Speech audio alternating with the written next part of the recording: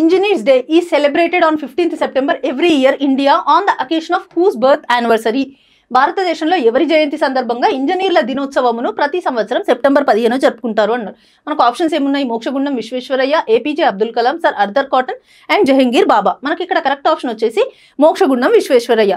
So every year September 15th రోజు మనం మోక్షగుండం విశ్వేశ్వరయ్య గారి బర్త్డేని సెలబ్రేట్ చేసుకుంటూ ఈ నేషనల్ ఇంజనీర్స్ డేని సెలబ్రేట్ చేసుకుంటున్నాం అనమాట. అంటే ఇంజనీర్స్ వాళ్ళ క్రియేటివిటీని ఇన్నోవేషన్ని యూస్ చేసి వరల్డ్ని ఎలా ముందుకు తీసుకెళ్తున్నారు అంటే to honour the engineers we are celebrating this national engineers day.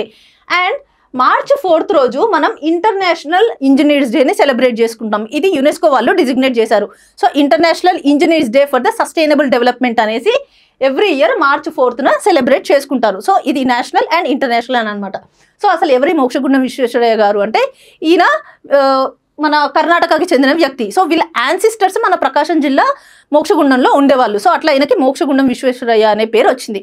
And ఈయన ఒక సివిల్ ఇంజనీర్. ఈయన చాలా ఇన్ఫ్రాస్ట్రక్చర్ ప్రాజెక్ట్స్ బిల్డ్ చేశారు అండ్ చాలా ఆటోమేటెడ్ ఫ్లడ్ గేట్స్ని రూపొందించారు. అంటే వరదలు వచ్చినప్పుడు ఏవైనా ప్రాంతాలు కొట్టుకుపోకుండా ఎట్లా చేయాలి అని చాలా ఉపాయాలు కూడా చెప్పారనమాట.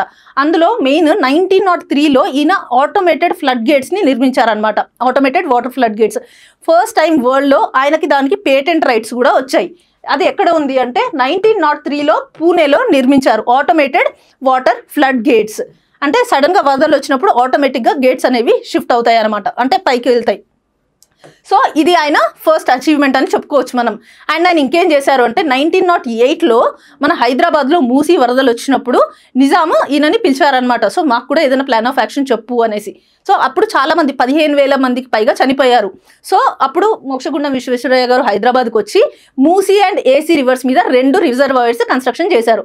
అందులో ఒకటి ఉస్మాన్ సాగర్, ఇంకొకటి హిమాయత్ సాగర్. అవి 1920, 1927 వరకు కంప్లీట్ అయిపోయాయి. సో ఈ రిజర్వాయర్స్ కన్స్ట్రక్షన్లో కూడా మోక్షగుండం విశ్వేశ్వరయ్య గారి పాత్ర ఉందన్నమాట.